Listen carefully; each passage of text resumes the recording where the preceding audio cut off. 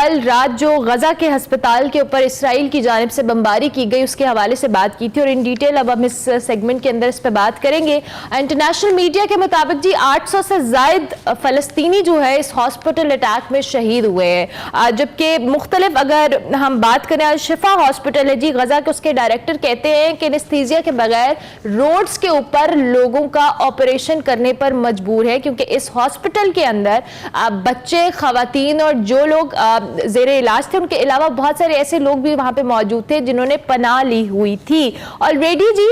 جہاں پہ سہولیات صحت کی کم ہے، امداد پہنچ نہیں رہی، انسانی بحران جنم لے رہا ہے۔ دوسری جانب اگر ہم اوورآل ان حملوں میں بات کریں جو اسرائیل کی جانب سے غزہ پر کیے گئے، اس میں شہید فلسطینیوں کی تعداد 3500 سے زائد ہو گئی ہے۔ فلسطینی وزارت صحت کے مطابق غزہ میں اسرائیلی حملوں سے 12500 افراد زخمی ہوئے، جبکہ شہید ہونے والوں میں 1000 سے زائد بچے اور خواتین شامل ہیں 1000 سے۔ فلسطین جرنلسٹ کے مطابق جی غزہ میں اسرائیلی بمباری سے اب تک 11 صحافیوں کے جاں بحق ہونے کی بھی تصدیق ہوئی ہے۔ اسرائیلی بمباری کے باعث غزہ کے 4 ہسپتالوں میں علاج بند کر دیا گیا ہے، جبکہ اسرائیل نے مزید 21 ہسپتال خالی کرنے کا بھی حکم دیا ہے۔ اس جنگ میں مزید شدت کا خدشہ بڑھتا ہی چلا جا رہا ہے، انفیکٹ بڑھ چکی ہے، کیونکہ ایران نے اسرائیل کے خلاف چند گھنٹوں میں کارروائی کی وارننگ بھی جاری کر دی ہے، اور ایرانی حکام کے مطابق ایران کا خود جنگ میں شریک ہونا بھی خارج الامکان نہیں ہو سکتا۔ دوسری جانب اقوام متحدہ نے خبردار کیا ہے کہ غزہ کی ناکہ بندی سے 5500 حاملہ خواتین، پریگننٹ خواتین کی زندگی خطرے میں پڑ گئی ہے۔ غزہ میں حاملہ خواتین کو طبی سہولیات کی رسائی ممکن نہیں رہی، جبکہ غزہ میں اگر بات کی جائے تو 5500 خواتین رواں ماہ بچوں کو جنم دیں گی۔ سلامتی کونسل میں بھی جی روس کی قرارداد منظور نہیں ہوئی، اور قرارداد کے حق میں جبکہ 5 مخالفت میں 4 ووٹ آئے ہیں۔ اور اسی حوالے سے ہم بات کریں گے چونکہ مختلف سچویشن اور مختلف فوٹیجز آ رہی ہیں، جبکہ ہم نے کل بات بھی ابھی صبح بھی بات کی کہ جو امریکی صدر ہے جو بائیڈن، ان کو کبھی جو اردن کا دورہ ہے وہ منسوخ ہو گیا ہے، اور اس کے ساتھ ساتھ عالمی برادری نے جو کل غزہ پہ ہاسپٹل میں حملہ کیا گیا اس پہ شدید غم و غصے کا اظہار کیا ہے۔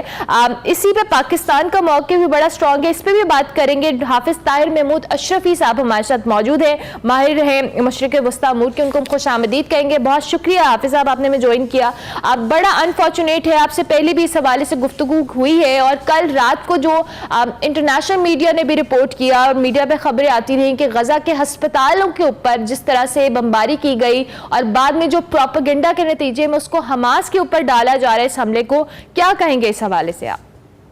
بسم اللہ الرحمن الرحیم، انا للہ و انا الیہ راجعون۔ اس وقت اگر کوئی وحشت، دہشت، سفاکیت، بربریت کے الفاظ چھوٹے نظر آ رہے ہیں تو وہ غزہ میں جو اسرائیل سفاکیت کر رہا ہے، دہشت کر رہا ہے، بربریت کر رہا ہے، اس کے سامنے یہ الفاظ بہت چھوٹے رہ گئے ہیں۔ جی ہسپتال جنگوں میں بھی محفوظ ہوتے ہیں، لیکن کل رات جس طرح ایک ہسپتال کو نشانہ بنا کے اس میں 1000 سے زائد لوگ جو ہے وہ ان کو شہید کیا گیا ہے، اور آپ نے خود بتایا کہ چھوٹے چھوٹے معصوم بچے جو ہیں وہ نشانہ بن رہے ہیں، اور یہ عالمی انسانی حقوق کی باتیں کرنے والے عالمی دنیا یہ مجرمانہ خاموشی اختیار کیے ہوئے، بلکہ کچھ ممالک جس طرح اس کی سرپرستی اسرائیل کی کر رہے ہیں وہ سب اس کے ذمہ دار ہیں۔ بات یہ ہے کہ گزشتہ 16 سال سے غزہ کو جیل بنا کر رکھا گیا، غزہ کے لوگوں کے ساتھ جو سلوک کیا گیا، جس طرح روز الاقصی کی بے حرمتی کی گئی، اور اس حد تک اسرائیل کی سفاکیت بڑھ گئی کہ الاقصی کے اندر نمازیوں کے لیے نماز پڑھنا مشکل ہو گئی۔ ان سارے حالات میں گزشتہ 1 ہفتے 10 دن سے پوری دنیا چیخ کر یہ امریکہ کو اور باقی جو طاقتور ممالک ہیں، یورپی یونین ہے، ان کو کہہ رہی تھی کہ یہ ایک المیہ ہونے جا رہا ہے، خدا کے لیے جاگو، اس کو روکو، جنگ بندی کرواؤ، لیکن کسی نے توجہ نہیں دی، اور ابھی تک کوئی توجہ نہیں ہے۔ میں سمجھتا ہوں کہ اب یہ مسلم امہ کا بھی امتحان ہے۔ آج اسلامی تعاون تنظیم کے وزرائے خارجہ کا اجلاس ہو رہا ہے، اب مملکت سعودی عرب کو آگے آنا ہوگا، اپنا قائدانہ کردار ادا کرنا ہوگا۔ آج کے اجلاس میں ایک صرف لفظی مذمت نہیں، ہم جنگ نہیں چاہتے ہیں، جنگ کوئی بھی نہیں چاہتا ہے، جنگ سے تباہی آتی ہے، لیکن اگر کوئی پاگل ہو جائے، کوئی وحشی ہو جائے، کوئی درندہ بن جائے، کوئی لوگوں کو روکنا شروع کر دے، تو اس کو روکنا بھی پھر جو ہے انسانیت کی ذمہ داری ہے۔ بالکل انسانیت پہ سب سے بڑی ذمہ داری پوری انسانیت پہ اب یہ ہے کہ اس پاگل وحشی درندے کو روکا جائے، اور اس کے لیے جو اقدام بھی اٹھانے پڑتے ہیں اسلامی دنیا کو اور عالمی دنیا کو اٹھانے چاہیے۔ مجھے بتائیے کیا قصور ہے غزہ کی معصوم بیٹیوں کا، بچوں کا، بہنوں کا، ماؤں کا، کہ ان کا قتل عام کیا جائے؟ حافظ صاحب، ابھی آپ نے خود بھی بات کی کہ مسلم دنیا ہو یا عالمی طاقتیں ہوں، اب ہم دیکھ رہے ہیں کہ امریکہ بہت کھل کر پہلے اسرائیل کی حمایت میں آیا، اور اب امریکی صدر اسرائیل بھی پہنچ چکے ہیں۔ کیا آپ اس حوالے سے کہیں گے، چونکہ آپ نے OIC کا بھی ریفرنس دیا، اب سعودی عرب کا بڑا کلیئر سٹانس ہے، اب دیگر مسلم ممالک کی جہاں ہم بات کریں وہ بہت اس معاملے میں آپ کھل کر ووکل بھی ہیں، بٹ سٹل اسرائیل کے اوپر جو اس کی جو جارحیت ہے، جس طرح سے وہ سفاکیت آپ نے خود کہا وہاں پہ فلسطین کے اندر کرے، اس پہ اثر نہیں ہو رہا۔ کیا مؤثر اقدامات لیے جانے چاہیے، چاہے وہ مسلم دنیا یا عالمی طاقتوں کی جہاں ہم بات کر رہے ہیں؟ دیکھیے، میں سمجھتا ہوں کہ سعودی عرب نے جو پہلے دن سے موقف اپنایا، اور پاکستان کا کل جو ہمارے کور کمانڈر میٹنگ کے بعد ہمارے سپہ سالار اور ہماری افواج پاکستان کا موقف آیا، یہ دنیا میں اس وقت بہت اہمیت اختیار کر گیا ہے۔ اور صرف اس بار اگر میں یہ کہوں کہ مسلم دنیا کا روز اول سے پہلے سے بہتر موقف تھا، لیکن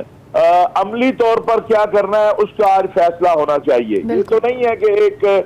ملک جو ہے جس کی حیثیت ایک شہر سے بڑی نہیں ہے، وہ درندہ بن جائے تو دنیا صرف اس کو لفظی مذمت ہی کرتی رہے گی اور اس کا ہاتھ کوئی نہیں روکے گا۔ اور امریکہ سے بھی اب بات کرنے کی میرا خیال ہے مسلم دنیا کو بڑے واضح انداز میں بات کرنی چاہیے، جس طرح کی بات سعودی عرب نے، مصر نے امریکی وزیر خارجہ سے کی ہے، کہ اگر آپ اس وحشی درندے کے پیچھے کھڑے ہوں گے، پھر ہمیں بھی سوچنا چاہیے کہ جو لوگ ہمارے بچوں کا قتل عام کروا رہے ہیں، جو لوگ ہمارے بیٹیوں کے جو ہے